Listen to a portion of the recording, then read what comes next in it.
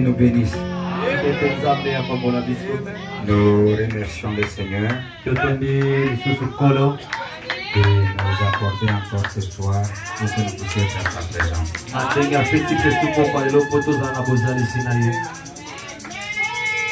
Sans tarder, je vais vous demander de vous lever pour que...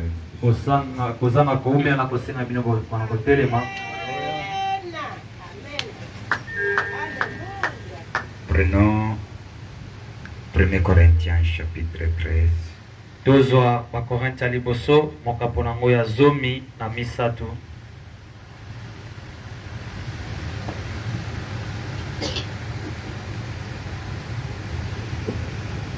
Nous commençons au verset 9 jusqu'à 13. Tobandi kotanga na nzela nango ya libwa kino na zomi na misatu. Car nous connaissons en partie et nous prophétisons en partie. Zambi toyebi na eteni pe tozo sakola na eteni. Mais quand ce qui est parfait sera venu, ce qui est partiel disparaîtra. Asi na tango oyo ebongi be ekoya oyo ezali ya sese ya ndambu ekolimwa. Lorsque j'étais enfant, je parlais comme un enfant. Je pensais comme un enfant. Je raisonnais comme un enfant. Lorsque je suis devenu homme, j'ai fait disparaître ce qui était de l'enfant. Tango nazalaki mwana moke, na bandaki koloba lokola mwana moke. Na bandaki kokanisa lokola mwana moke. Na bandaki kobanza lokola mwana moke.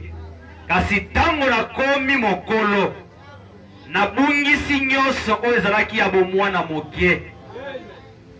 aujourd'hui, nous voyons au moyen d'un miroir, d'une manière obscure, mais alors nous verrons face à face. Lelo tozali kotala na nzela ya kitalatala na kati ya molili kasi kala mingi te tokomona yango lolengi yango ezali mbunzu na mbunzu. Aujourd'hui, je connais en partie, mais alors je connaîtrai comme j'ai été connu. Lelo tozoyeba na bondam kasi kala mingi te na koyeba ngo lokola ngai na yebama. Maintenant donc, ces trois choses demeurent. Sasa ipi makambo misatu oyo ezali koumela: la foi, kondima, l'espérance, elikia, la charité. Bolingo. Mais la plus grande de ces choses, c'est la charité. Kasi oya monene na makambo nyoso misato eza bolingo. Que Dieu nous bénisse. Zambe apambola biso.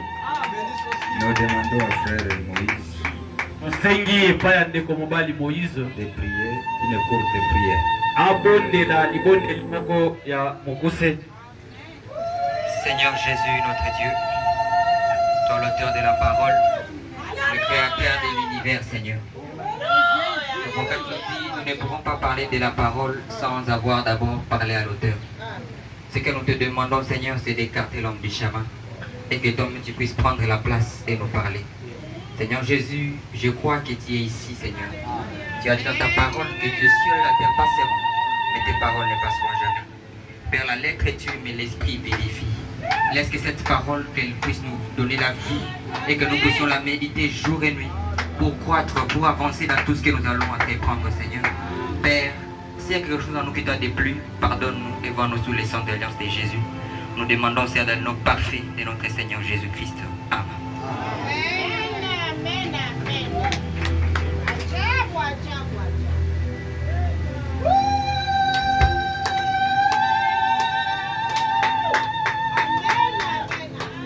Que Dieu nous bénisse. Zambe apambola biso. Nous sommes toujours dans l'atmosphère, Tozali tango kaka na kati ya zebi. mais nous parlons de l'atmosphère de l'amour. Kasi tozolobela pona tina zebi ya bolingo. Mais si nous parlons de l'amour, Kasi soki tozoloba pona tina ya bolingo, nous ne pouvons pas laisser l'espérance à côté et la foi à côté. tokoki penza te kotika elikia mopanzi pe kondima mopanzi. Ce sont des choses qui marchent ensemble. C'est ce que dit la Bible et les prophètes disent. Et nous ne pouvons pas arriver à séparer cette combinaison. Ils marchent ensemble. Et si vous voulez réussir, nous devons toujours marcher ensemble avec ces trois vertus. Maintenant, j'aime assez que nous puissions parler vertu par vertu.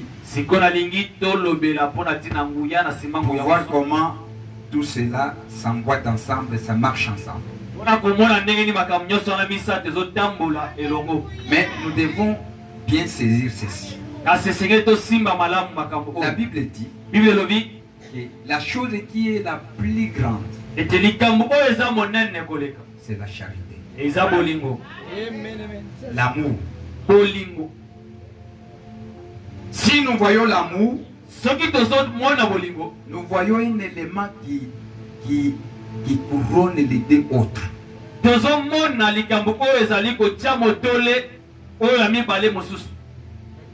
C'est ce que nous appelons la perfection. C'est l'amour qui est parfait.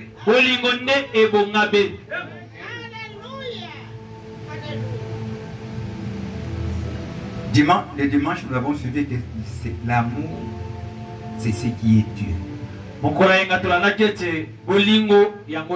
Maintenant, Paul dit ceci, là où nous venons de lire, pour que vous puissiez bien voir ce que la Bible nous dit. Qu'avant, je parlais comme un enfant. Je me comportais comme un enfant vis-à-vis de certains problèmes qui nous arrivent dans les marches où nous sommes. On agissait comme un enfant sans connaître. Ça aussi c'est connaître. On réagit comme des petits enfants. Mais dès que le parfait vient, je ne peux plus agir comme un enfant. Je connais maintenant de comment je peux marcher. Face à un problème, je connais comment agir, comment se comporter.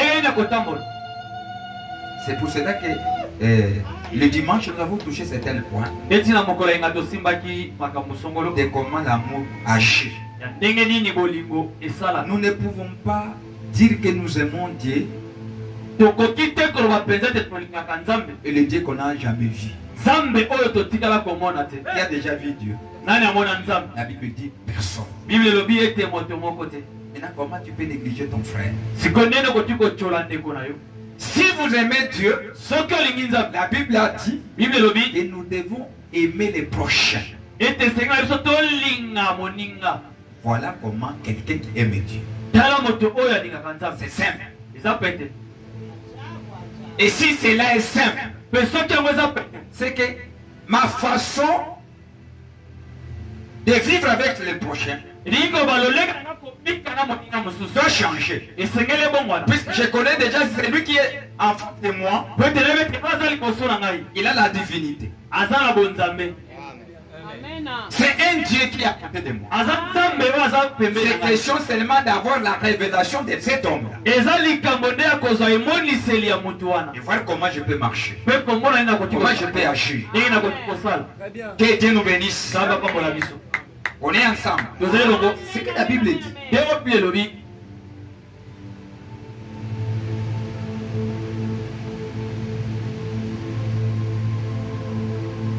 Il dit, lorsque j'étais enfant, je parlais comme un enfant. Et ça c'est la vérité. Sans connaître quelqu'un qui je cause avec lui, je peux lui répondre de n'importe quoi. Ah, yopé.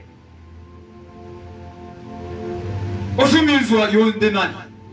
Yondenzam. Tu te contredis. Si tu me dis ça, oui, je suis Dieu. Est-ce qu'on est ensemble? C'est que nous devons changer de façon de voir des choses. Très bien. Étant enfant, je ne connaissais pas. Je n'avais pas la révélation du corps de Christ. Je me comportais de n'importe comment. Au milieu de ce corps-là. Puisque je n'avais pas la révélation de ce corps. Le prophète parle un peu loin ici. Vous cherchez même des bénédictions loin. Si vous voulez être béni, pour être une bénédiction, le prophète nous a dit, je ne peux pas parler à mal de mon frère. Je ne le parlerai pas à personne. Mais je vais l'amener au trône de Dieu. Dans la prière. Voilà un homme qui est béni. Voilà un homme qui attire les bénédictions de Dieu. Là, est-ce que là c'est l'affaire de Dieu? Non, c'est l'affaire de notre relation entre nous. Puisque c'est nous qui portons les dieux que nous adorons. Si nous portons les dieux que nous adorons, nous devons avoir une autre manière de voir ces corps-là. C'est un corps qui porte la divinité. Nous devons avoir une considération avec ça.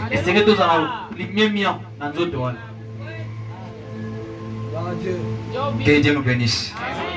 Mais la façon, nos relations vont changer.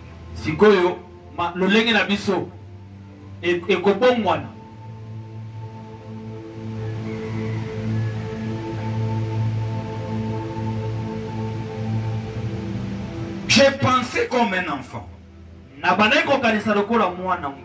J'ai raisonné comme un enfant. Lorsque je suis devenu homme, un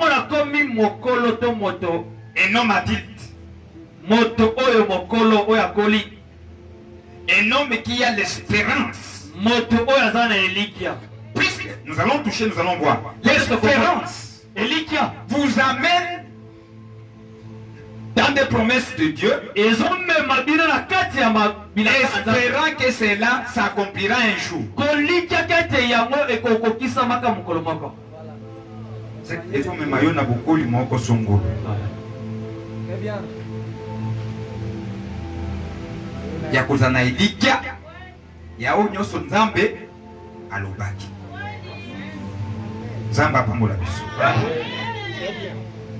On est ensemble.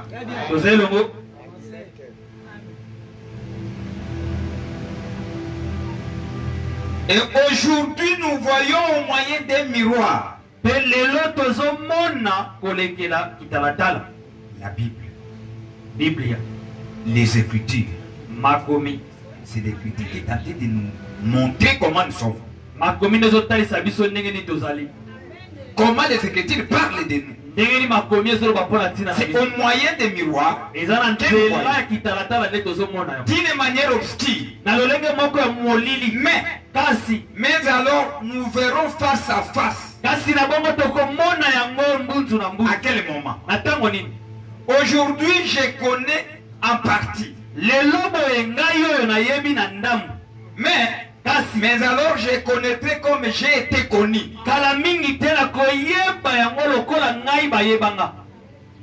À quel moment? C'est au moment où l'amour est en vous. Dès que l'amour entre en vous, vous connaissez que vous venez de Dieu. Que tu es un Dieu. Que Dieu nous bénisse. Là on connaît déjà. C'est ce que la Bible dit. Que nous connaissons les enfants de Dieu. Et que nous voyons l'amour à travers eux. C'est une équation ça. C'est clair. Ce n'est pas question de s'embrouiller. Comme nous avons suivi les dimanches, est-ce qu'on peut se poser encore des questions? Est-ce que j'ai dit ou je n'ai pas dit? Puisque la Bible est en train de nous montrer ça clairement. Quelqu'un qui a l'amour, quel type type d'amour, l'amour agapao, l'amour divin. Celui-là, il a Dieu.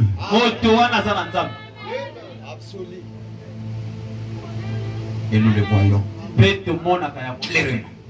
Tu sais que tu étais. Tu sais que tu es sur la terre.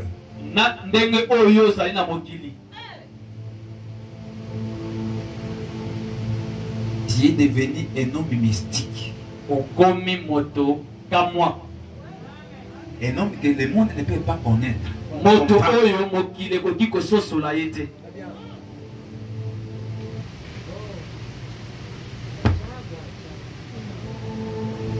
Maintenant donc, ces trois choses demeurent.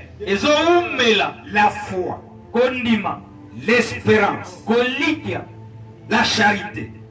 Mais la plus grande de ces choses, c'est la charité.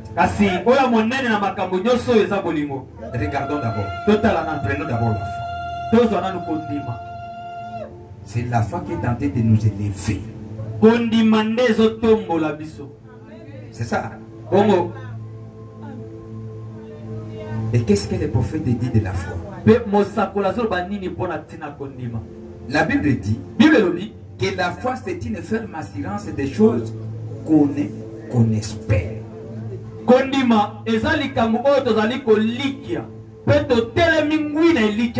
Une démonstration de celle qu'on ne voit pas.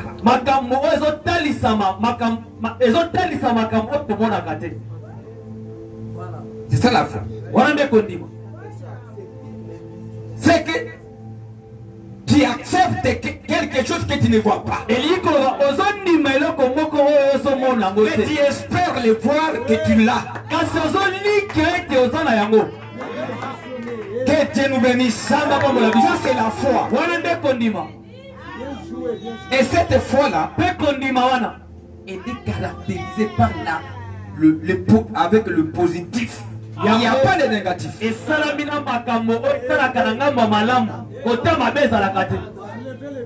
La foi est toujours positive.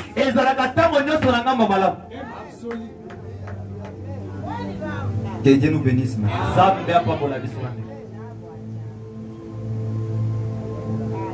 Qui a compris?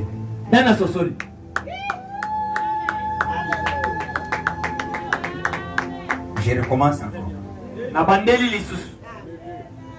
foi, c'est une ferme assurance. Quelqu'un qui est assuré de quelque chose ne peut pas être bouché.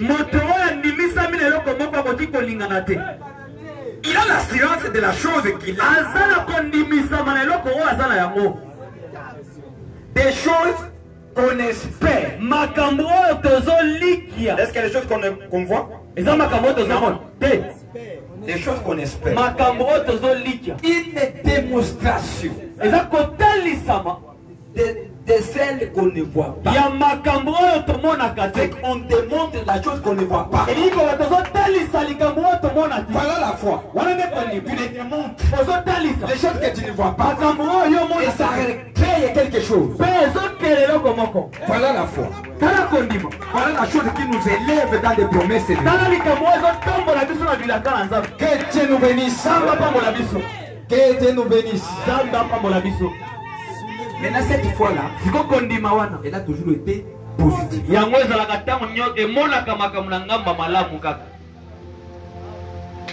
Elle agit sur les champs même.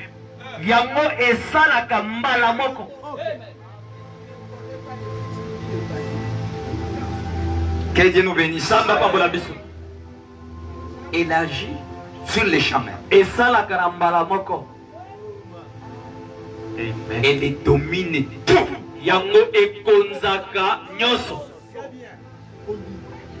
La foi domine même l'espérance. Même l'amour. Que Dieu nous bénisse. C'est une loi. Vous savez, c'est quelque chose que Dieu a placé dans le cœur de ses enfants. Vous savez la chose là, un païen, mon pagano, s'il a la foi, ce gars là qu'on peut créer. Amen. C'est l'interprète du langage divin. Très bien. Amen. Vous savez que le monde ici a été créé par la foi. Tout ce que vous voyez retenu par là, la foi. Tout autour des systèmes que vous voyez. Sont des cycles de loi. Très bien, messieurs. Que Dieu nous bénisse. Je n'aime pas vous amener loin. Nous allons petit à petit au monde. Nous allons entrer dans des lois où nous pouvons attirer certaines choses ici. Et ça arrive.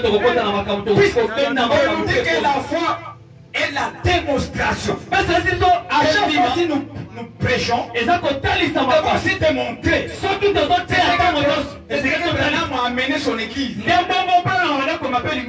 Dieu nous bénisse. Si vous amenez comme ça,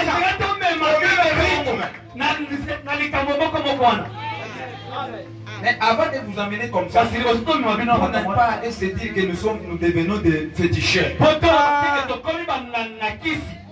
Tozawana.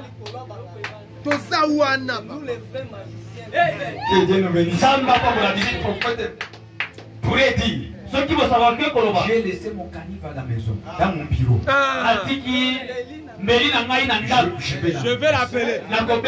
Il dit, je vais l'appeler tout de suite. Ça va se retrouver dans ma poche. Et c'est mal la foi. Il engage la foi. Il fait comme ça. Ah oui. Que Dieu nous bénisse. Vous êtes aussi prêts à aller comme ça? Allez pour le Seigneur Jésus-Christ.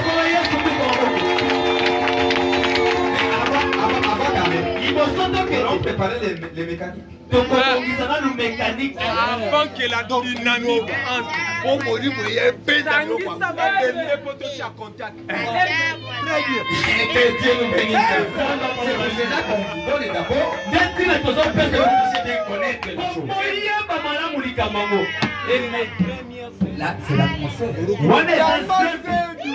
C'est vous qui va créer ce que vous te dit qu'il y a une atmosphère de la foi. Quand on nous a parlé, l'atmosphère de l'amour. Qui ressent déjà l'amour. J'avais vu même des celles qui est venue même à la maison. Ils me dit que j'ai passé des bonnes journées. Nous devons toujours continuer comme ça. Agir de la manière que la Bible nous dit de faire. Vous savez, la Bible dit ceci. Le prophète dit, une église où il n'y a pas l'amour, Dieu n'est pas là. Et si nous parlons de l'église, nous voyons une individu. Si tu n'as pas l'amour, tu n'as pas Dieu. Si tu ne peux pas chercher ce Dieu-là. Dieu. Amen. Vous cherchez Dieu loin. Ayez la position que, comme je me sens faible, je vais aller voir Benjamin. Dès que je reste à côté de Benjamin, il y a des choses qui vont changer. Ayez ça. C'est comme ça. Ils n'ont pas la révélation de leur frère. Dieu nous bénisse. Cette position. Ça n'a été pas dit qu'on va commencer à s'adorer entre nous. Des attributs de Dieu. Les représentants, c'est la terre. Représentants. Oh my. Amen. La foi domine. Si la foi parle, toute autre personne reste tranquille. Elle est positive. Elle agit sur le champ. Si la foi dit, Dieu l'a dit. Dès qu'il dit, Dieu l'a dit.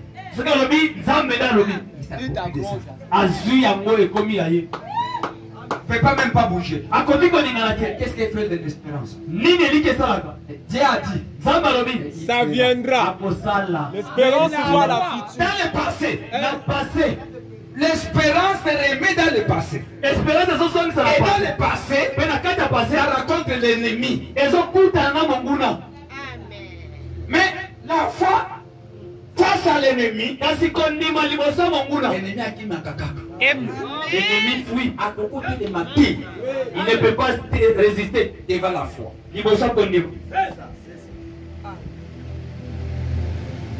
Mais l'espérance est là. Dieu l'a dit. Je m'attends à recevoir la chose un jour. Voilà il voit tout au futur. Regardez, beaucoup de gens ont toujours l'espérance, ils n'ont pas la foi. Beaucoup de gens ici, ils n'ont pas de la foi, mais ils ont quoi? L'espérance. Je sais qu'il viendra. La foi ne regarde pas les circonstances. Il ne regarde pas les symptômes. Il s'approprie de la chose sur les gens.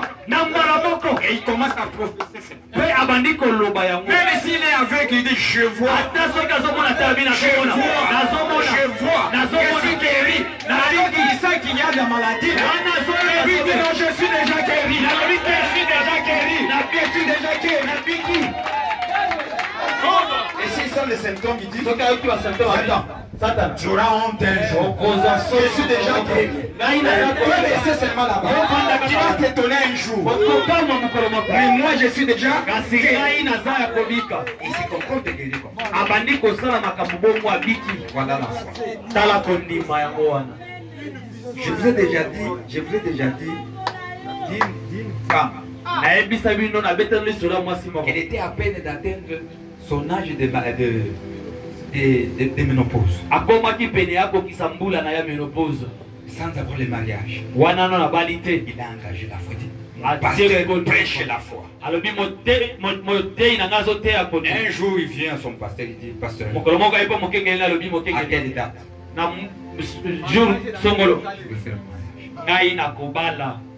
Il a amené les invitations, il dépose au pasteur. Il donne à ses parents. Il a préparé sa maison. Le pasteur là a bureau. Il y a quoi? Il dit non, ne me posez pas de questions. Tu m'avais prêché la foi. Telle date, je vais faire le mariage. Tu vas bénir mon mariage. Et à chaque fois qu'on lui posait des questions, il montrait la colonne de fer. Donnez les noms. Il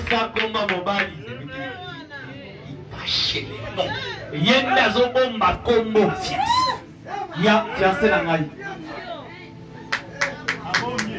Il a lancé le fer part. Un jour, à peine c'était le vendredi, c'était après 3 ou 4 jours comme ça. Un frère vient au bureau. Pasteur, j'ai une vision. C'était toute la nuit. Je dors. Il y a la vision qui vient. Il me montrait une fille, une figure d'une fille. Et on m'a dit que cette fille se trouve dans ton église. Est-ce que réellement cette fille est dans cette église? Les noms, c'est on t'a donné des noms. Il dit oui. Il dit les noms d'elle.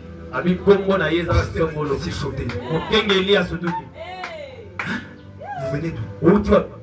Il vient d'une église de très loin. Je fais des voyages. C'est presque toute la semaine. Je vois la vision comme ça. On m'a donné cette église, j'ai demandé, on m'a donné cette adresse.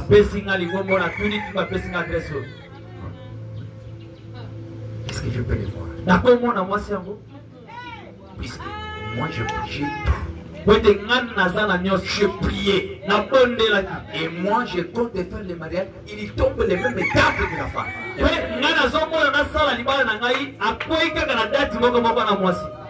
J'ai tout. Nazara Nyoso. Pasteur dit oui, attendez.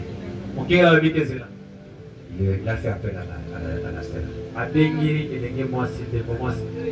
que la sœur est en train d'entrer au bureau, le frère a risqué d'aller embrasser la sœur alors que ce n'est pas prêt.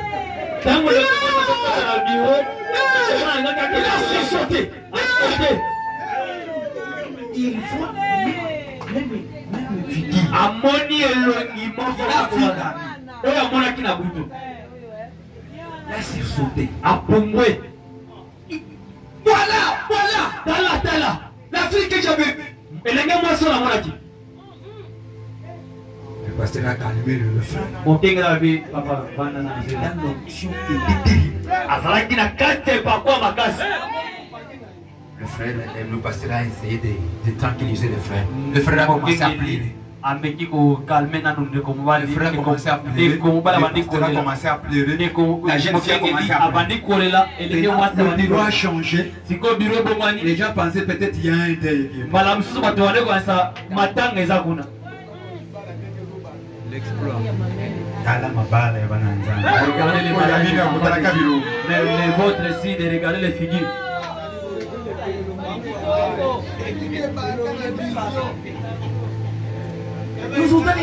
Toi tu regardes la figure. Je te donne qu'elle met au monde seulement 2 fois ou 3 fois. C'est fini.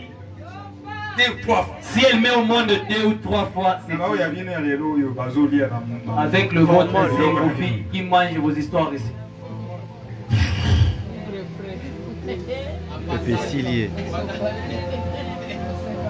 Et le pasteur a fait appel aux parents.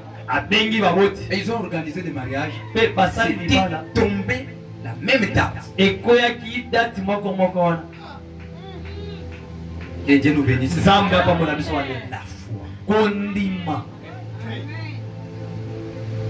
Il a déjà vécu quelque chose de la foi aussi. Je l'ai déjà vécu. Moi qui vous parle. Ce n'est pas une histoire. Que Dieu nous bénisse. Ce n'est pas une histoire que je vous dis. C'est une réalité.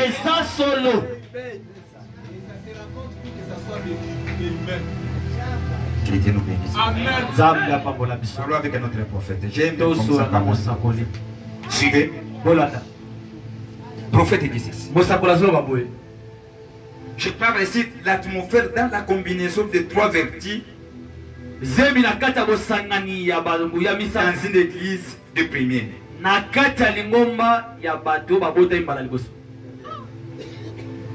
L'église des prémices. J'ai dit, j'ai pris 1 Corinthiens 13, 9 à 13. Maintenant nous disons, prenons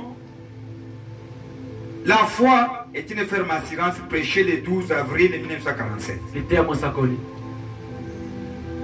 La foi est une ferme assurance des choses qu'on espère. Une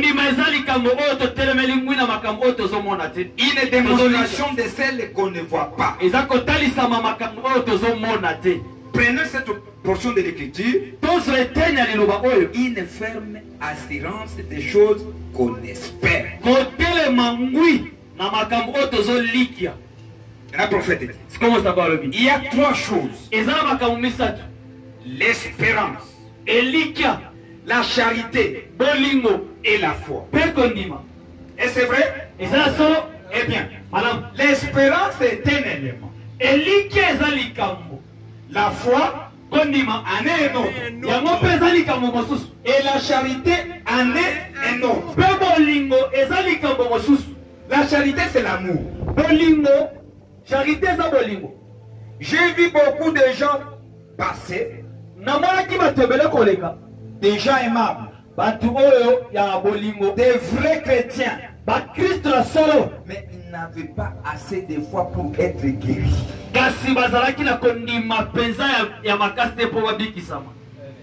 Un pécheur passe, Il a la foi pour être guéri.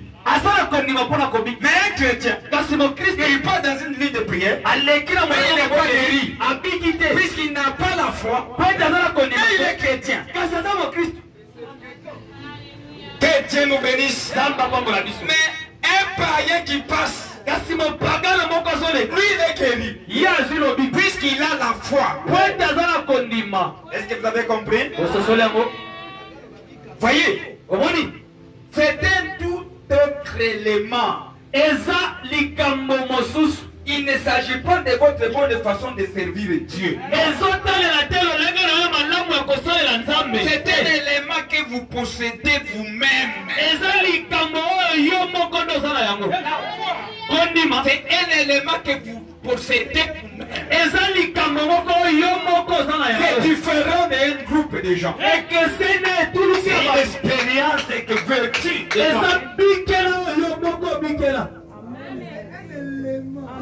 Que Dieu nous bénisse. Tu peux être chrétien, mais tu n'as pas la foi. Puisque dans toi, tu n'es pas cette composante, cet élément qui déclenche des choses, qui recueille des choses. Que Dieu nous bénisse.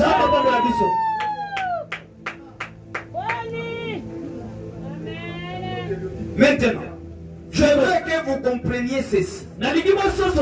Parce que c'est pour votre bien. Alléluia. C'est pour notre bien. Pour comprendre la foi, l'espérance et l'amour. C'est pour notre bien. Vous savez, les gens ont tendance à prendre leur fardeau et les mettre aux autres. Ils ne sont pas bien enseignés. Ils arrivent même à fuir l'église. Ce n'est pas les problèmes prédicateurs, c'est ton problème à toi-même. C'est à toi. Ce n'est pas de ton pasteur. C'est de ta mère ou de ton père. Non. C'est un élément que tu vas posséder toi-même.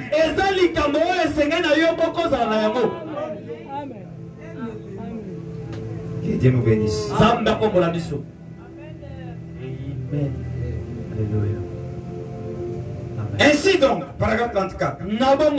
Cette fille a dit, oh, je crois, frère Branham. Eh bien, madame, elle pensait qu'elle croyait. Il y a beaucoup de gens ici qui pensent qu'ils croient. Maintenant, écoutez. Elle avait de l'espérance. Elle n'avait pas la foi. Tu peux avoir l'espérance, mais tu n'as pas la foi. Si la Bible peut dire que la foi, c'est lui qui a la foi, tout est possible, c'est lui qui.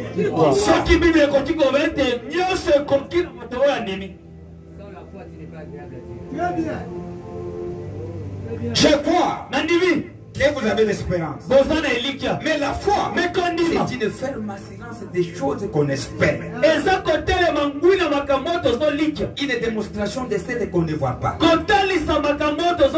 Voyez-vous ce que je veux dire? Maintenant je dis, c'est un cas ordinaire. Et je dis, je vais prendre un peu de temps et vous accorder une possibilité de recevoir peut-être une grande foi.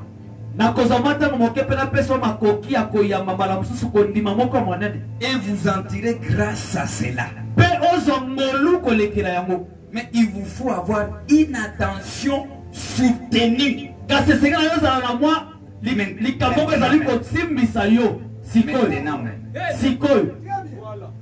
C'est que la foi doit être fondée sur quelque chose. C'est un élément qui est fondé sur quelque chose.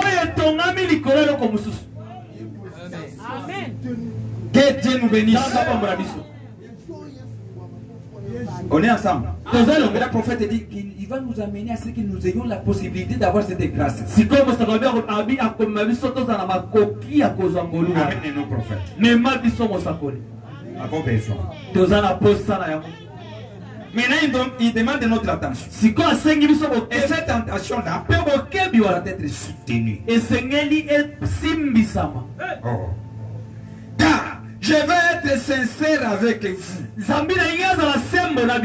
Vous ne survivrez pas jusqu'à avoir l'hôpital. Oh, les parents n'avaient pas beaucoup apprécié cela à ce moment-là. Je préférerais être sincère avec vous pour faire savoir la vérité. Ne préfériez-vous pas que je sois sincère avec vous? Rappelez-vous, mes amis, je ne combats pas contre la chair et le sang, mais nous combattons sur une puissance spirituelle. Il commence à entrer. Suivez. Nous ne combattons pas ici par la chair, mais notre combat est spirituel. Il est invisible. C'est que l'ennemi que nous combattons avec, il est invisible. Il est en nous. Il vient dans nos pensées, qui nous combat, qui s'oppose à la parole. Voilà l'ennemi. Si on te dit que tu es libre, mais l'ennemi va te dire non, tu n'es pas libre, tu es trompé.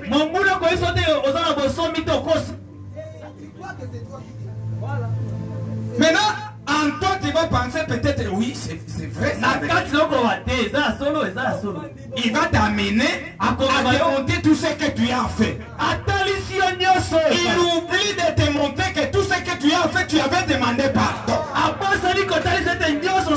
qui te montre ce que tu as demandé pardon, Dieu ne t'a pas pardonné. C'est ce que l'ennemi te montre. Il ajoute encore que tu as la force, c'est toi-même qui s'est sauvé. Et tu oublies qu'il y a quelqu'un qui nous a sauvés sans même pas demander notre avis. Sans même pas regarder notre façon d'être. Il n'a pas même pas regardé nos faiblesses. Mais lui, il s'est donné en rançon pour prendre notre place. Nous pouvons marcher dans la victoire. Que Dieu nous bénisse. Voilà comment l'ennemi est en train de nous attaquer. Nous devons l'attaquer par la parole. Pas par nos pensées. Nos façons de voir des choses. Nous devons accepter ce que la Bible est en train de parler de nous. Si la Bible dit qu'il y a quelqu'un qui nous a déjà sauvés, acceptez que tu es sauvé. Refusez même que tu n'as pas de péché.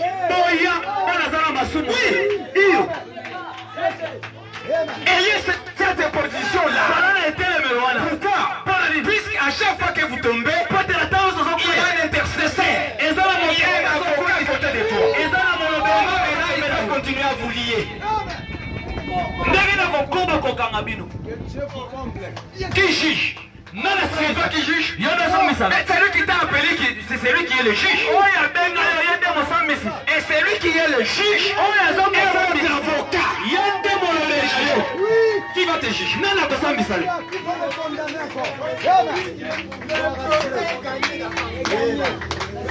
Que Dieu nous bénisse. Nous devons d'abord accepter ça pour vaincre.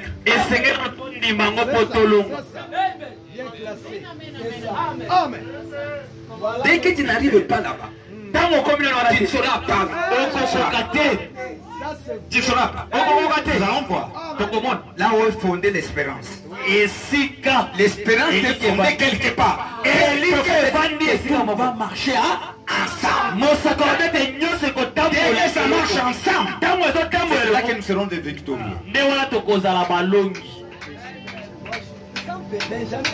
Avant ça, c'est que nous devons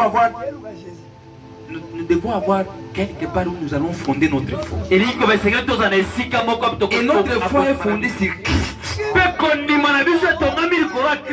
Que Dieu nous bénisse. Notre foi est fondée sur la parole que vous écoutez. Cette parole est révélée. Amen. Fondez votre foi là-bas. Acceptez. Nous avons suivi les prophètes dit avant de réagir, vous devez d'abord avoir la révélation de toi-même. Connaissant les tu es libre. Depuis le calvaire. Depuis ces jours-là. Toi, le ciel et la terre a déclaré la liberté. Depuis ces jours-là, le ciel et la terre a déclaré la liberté aux enfants de Dieu. Vous êtes libres. Acceptez ça. Ayez la foi de ça. Que Dieu nous bénisse. Voilà là où est fondée notre foi. Dès que tu me vois là, tu ne sauras pas. Tu vas commencer à s'accuser chaque fois. Vous serez toujours liés. Vous devez quitter dans cette position.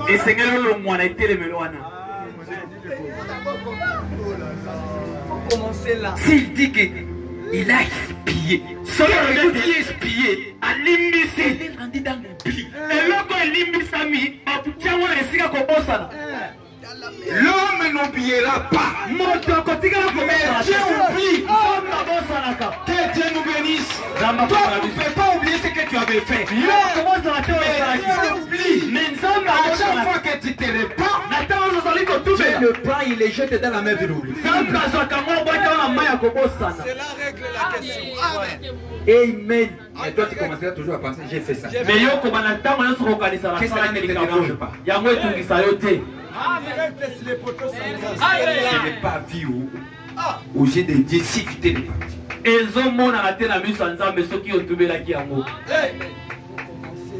Mes amis, je ne combats pas contre la chair et le sang. C'est une puissance spirituelle. Et je dois être sincère devant Dieu le Tout-Puissant. Voyez, ainsi, étant donné que je sais les dangers qu'il y a pour ma propre vie, et non seulement pour la mienne, mais pour la vôtre. Alors, elle a dit qu'elle croyait. Elle ne croyait pas. Eh bien, je dis maintenant, je veux que vous remarquiez ceci. Je veux que vous soyez très attentifs maintenant pour saisir chaque mot. Afin que l'on puisse partager cela. Un petit quelque chose que Dieu a permis là. Je verrai si vous avez la foi. J'ai dit, sœur, vous n'avez pas la foi. Il a dit, c'est ça le problème. J'ai la foi pour croire toutes ces choses. Tu veux une chose, mais tu n'as pas la foi. Que Dieu nous bénisse. Que Dieu nous bénisse. Que Dieu nous bénisse. Pourquoi Dieu va prendre Pierre comme représentant de la foi. Comment? Puisque la Bible dit que Pierre représentait quoi? La foi. Et comment ça? Que Dieu nous bénisse. D'abord, Pierre n'avait pas peur Lui, c'était quelqu'un qui s'y donnait. S'il voit Jésus devant, s'y donne. Il n'avait pas la crainte.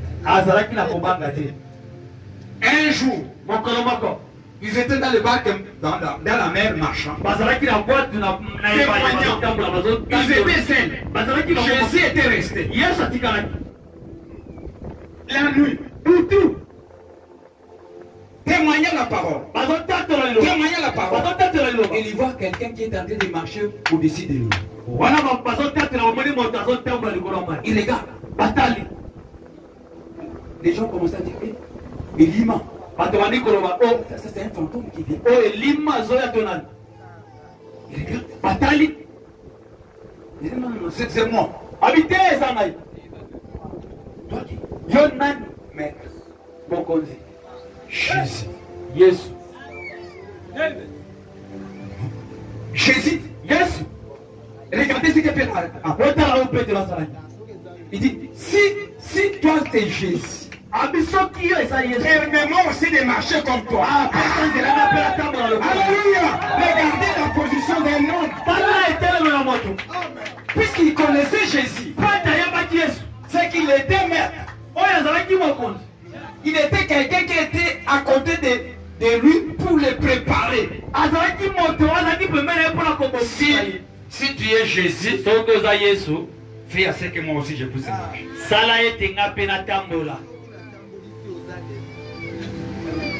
C'est ça la différence. Jésus lui dit, si tu as la foi, venez. Regarde, voilà, je dis ça. Attitude. Que Dieu nous bénisse. Que Dieu nous bénisse. Regardez la foi. Bannit la paix. Dès qu'il a engagé la foi, premier pas qu'il a fait, il a entré dans la promesse, dans l'espérance. Il marchait avec l'espérance. Et ce qui est Jésus. Le premier pas. Le premier pas qu'il a engagé, c'était la foi. Le deuxième pas, c'était l'espérance. Et le troisième pas, c'était l'amour. Il avait envers Jésus. Si c'est toi, fais-moi aussi marcher comme ça. Il aimait. Il connaissait. Il marche avec ces trois-là. Premier pas, c'était quoi? La foi.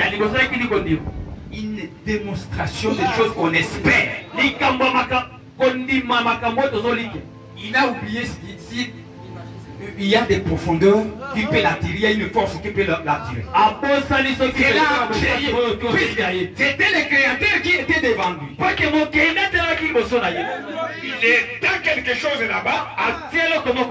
Les lois physiques étaient perturbées. Que Dieu nous bénisse. Que Dieu nous bénisse. Et il a marché, il a commencé à marcher. L'ennemi est venu. Les doutes. C'est qu'il dit que l'ennemi que nous avons, ce n'est pas le sang ni la chair. C'est spirituel. La pensée là. Je marche.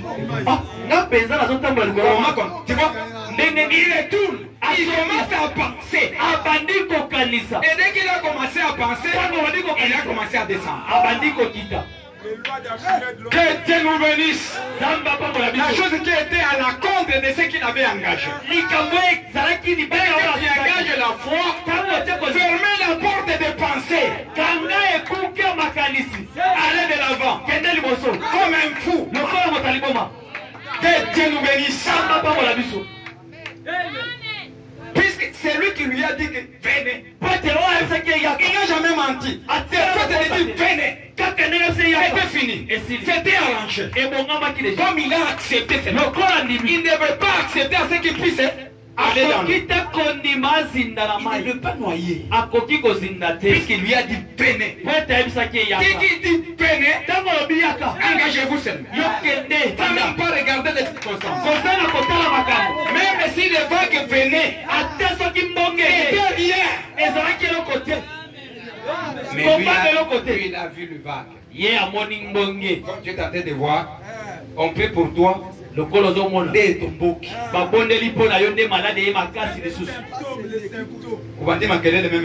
Tu commences même le bruit à la maison. Chrétien nous bénisse. On a prié pour toi. Non, bah, bonne la cachez-nous. Ça condiment. Peut-être c'est quelque chose que Dieu a placé là pour que vous puissiez engager la foi.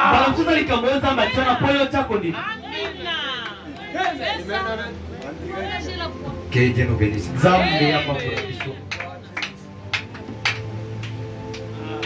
Continuons. Pierre a représenté la foi. Jésus paragraphe 74. Suivez ce que le prophète dit. La foi est une ferme assurance. On est ensemble. Regardez Pierre quand il est passé. Eh bien, c'était un mortel. Il était né d'une chair de péché comme vous et moi. C'est vrai. Mais le peuple avait besoin d'un guérisseur. Alors, ils l'ont envoyé. Et Dieu a envoyé Pierre accomplir cette œuvre particulière.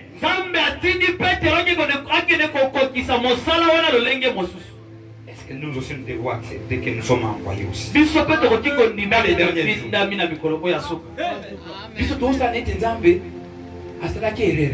Nous faisons comme si Dieu a commis une erreur. Dieu a envoyé Pierre pour accomplir cette œuvre particulière.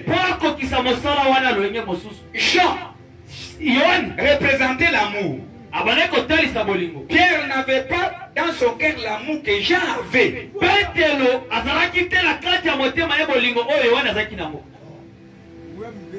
Jean était le canal d'amour de Dieu. Vous savez, nous sommes une famille. Le prophète dit ceci. Je vais dire, permettez un peu, je puisse lire ça pour que vous puissiez bien comprendre.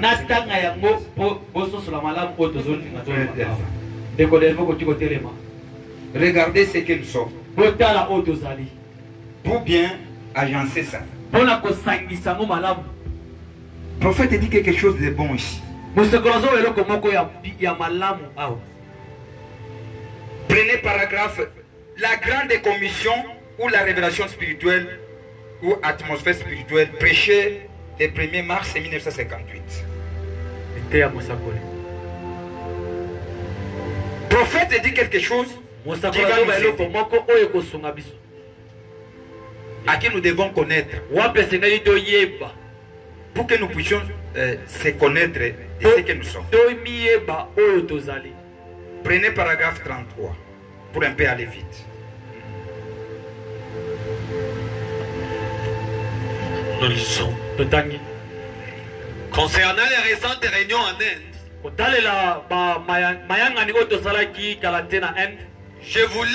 j'aimerais vous parler de l'infaillibilité de vision.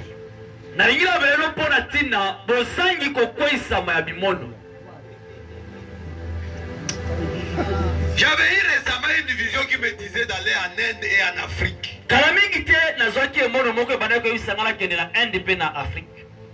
Et le Seigneur m'a parlé, il m'a dit, va premièrement en Afrique, puis en Inde. Très bien. Et après beaucoup de confusion et ainsi de suite, le manager m'a dit, je ne voudrais pas l'appeler manager. Je n'appelle jamais frère Vail manager. Nous avons un seul manager. C'est le Saint-Esprit. Voyez, frère Vail est mon associé. Il est mon frère. Il lui arrive simplement de faire les préparatifs pour les réunions. Et comme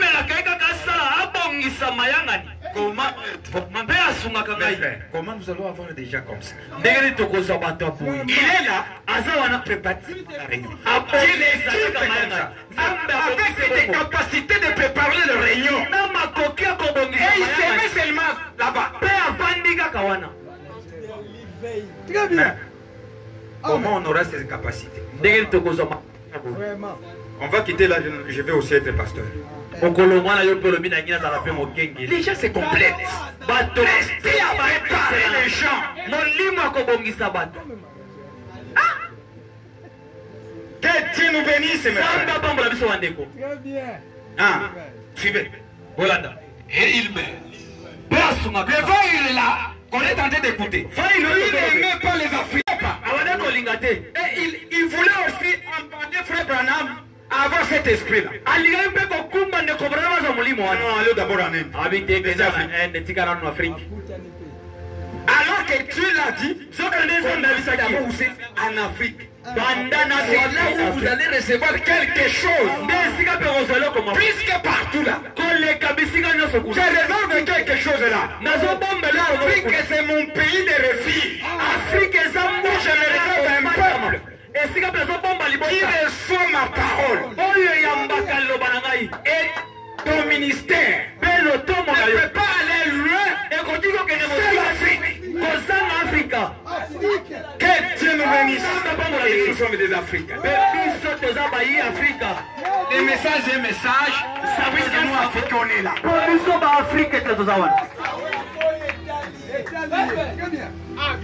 Continuez frère. Et il n'est pas plus manager de mes réunions que je ne le suis pour le vôtre ni vous.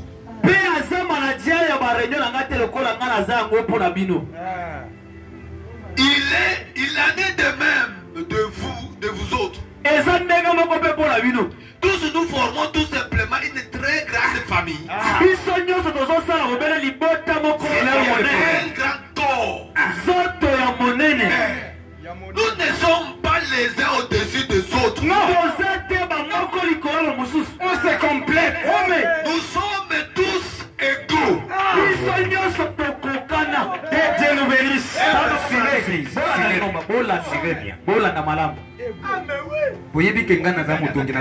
Vous savez que je suis un constructeur, je vous construis. Il faut que vous puissiez nous aider pour que tous les deux fonctionnent. C'est vous qui détruisez. Ce qui est à moi, j'aime aussi que tout ce que la Bible nous montre et les prophètes, et chaque chose soit à sa place. Amen. Que Dieu nous bénisse. Si Dieu nous donne un docteur, il nous prêche des choses profondes. Il met des places à sa place, des choses à sa place. Nous le soutiennent.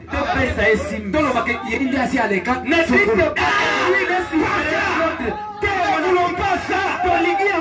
Ce sont des langages sataniques. Ce sont les choses qui tentent de nous séparer. C'est ce qui amène la peur. Ce sont des spécialités. Si un apôtre monte ici, il met l'ordre. Nous devons accepter comme ça. Et c'est que si un évangéliste monte, il fait descendre le feu. On a fait comme ça. Il ne cherche pas à devenir pasteur. Si le pasteur monte, il rassemble tout. Il vient rassembler les tout. Et c'est cela sa place. Amen, que Dieu bénisse. Et l'église va accepter comme ça. Ce n'est pas que je vois celui qui connaît les mystères. Non, c'est un corps. Nous sommes égaux. Les choses viennent d'un seul souffle. Puisque ce sont des étoiles dans la main des très hauts. Dieu est en train de manifester tout ce que Dieu leur a prédestiné. Dans son économie. Que Dieu nous bénisse. Est-ce que vous me comprenez? Gloire à Dieu. L'autre chante. Tu sens les cheveux. Voilà, voilà, laissez-lui là.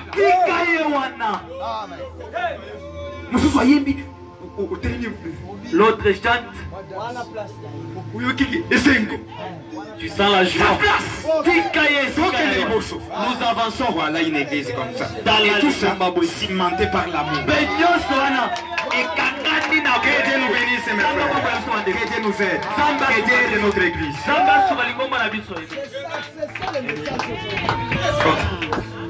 Alléluia.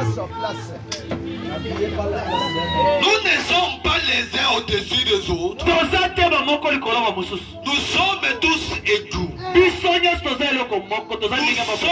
une partie de Dieu. Travaillant ensemble. Que Dieu nous bénisse. Travaillant ensemble pour le perfectionnement des œuvres de Christ. Bien classé. Bien positionné. Que Dieu nous bénisse, mes frères. Suivez maintenant.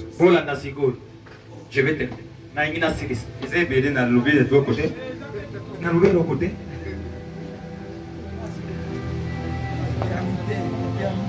Il dit, Pierre n'avait pas dans son cœur l'amour que Jean avait. Jean était le canal d'amour de Dieu. Voyez-vous? Tenez donc. Quand il a pris Pierre, Jacques et Jean, l'espérance, la foi et la charité. Voyez-vous? Ces gens étaient des dons étroits. Que Dieu nous bénisse. L'espérance, la foi et la charité. L'espérance était dans Jacques. C'était lui qui avait mis l'église en ordre. La foi était en Pierre. Et la charité était en Jean. L'espérance, la foi et la charité. Que Dieu nous bénisse. C'est pour cela que je vous ai dit, l'espérance c'est quoi? C'est la maturité.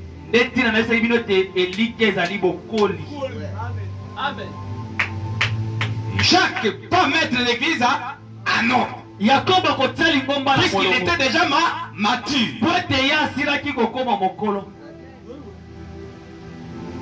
C'était des représentants de Dieu sur la terre. On plaçait les gens à l'ombre des pieds et ils étaient guéris. Oh mes amis, ne pensez pas que je crie après vous, mes amis. Ne pensez pas à ça. Vous pouvez penser que je suis excité. Je ne suis pas. Je cherche à vous faire comprendre assez précisément de mon sujet pour de quoi je parle.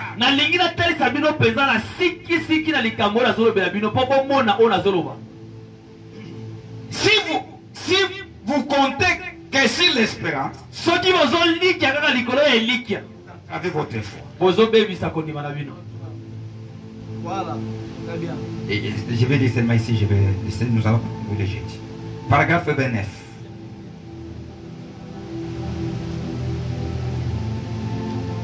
La foi vient de ce qu'on attend. Paragraphe 29. Mais si vous ne comptez que sur l'espérance, vous entravez la foi. Eh bien, l'espérance regarde à quelque chose qui est loin.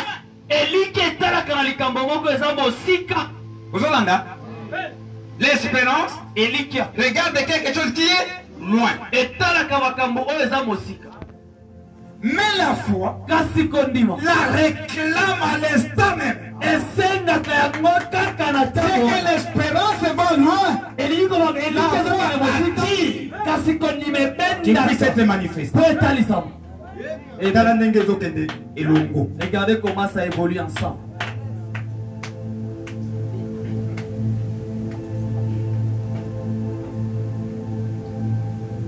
Quelque chose qui est loin. Mais la foi la réclame à l'instant même.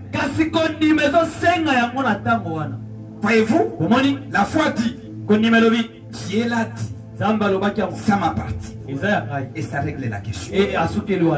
Voyez-vous, ça c'est la foi. Peu importe que je sois encore estoupié, que je sois encore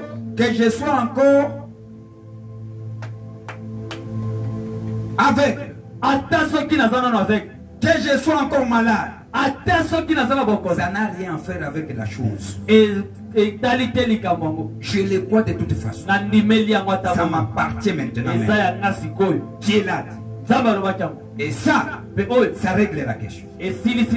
Voyez-vous la foi? C'est ça la foi. Mais l'espérance dira. Dieu l'a dit. Et je m'attends à recevoir la chose un jour. Oh, je serai seulement guéri. Vous voyez? Je m'attends à recevoir cela un jour. Tant que le diable peut renvoyer la chose pour un autre jour, pour vous.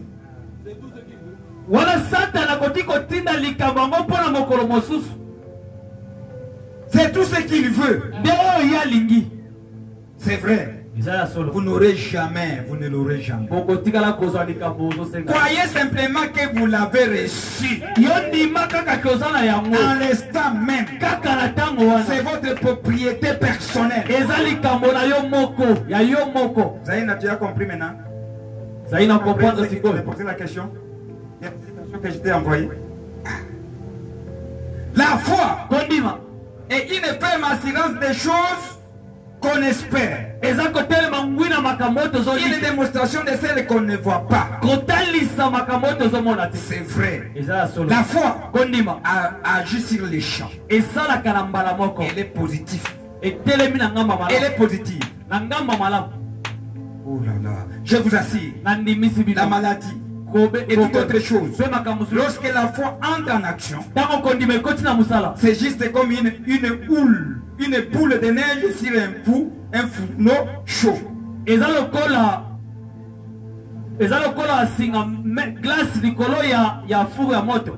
c'est dessous simplement.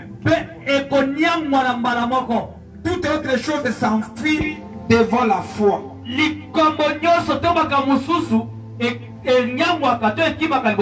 Parce que la foi se tient debout et elle domine. Quand la foi parle, toute autre personne reste tranquille. C'est vrai. C'est vrai. C'est vrai. Que Dieu nous bénisse. L'état est déjà passé du programme.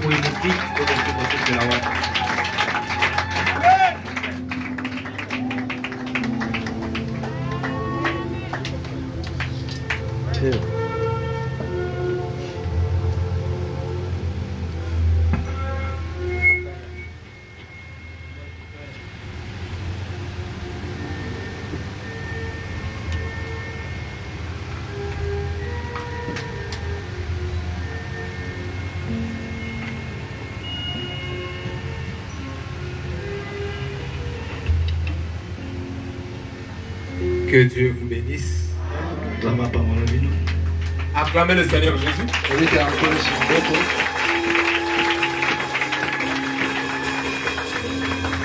Nous avons été bien nourris ce soir. Alors nous allons nous lever et profiter dans cette fraîcheur de l'esprit et dire un mot à Dieu.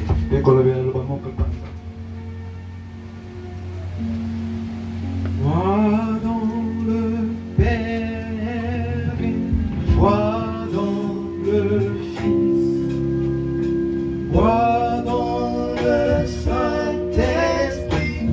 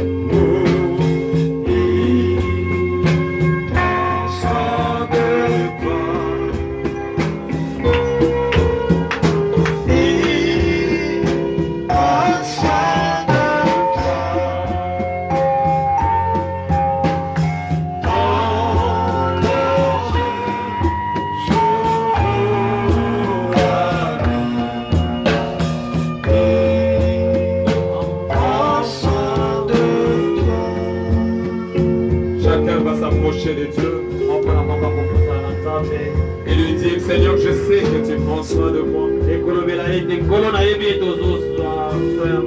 Ne renvoie plus la chose au futur. Ce qu'il a dit aujourd'hui, c'est pour qu'il accomplisse aujourd'hui. Prions le Seigneur.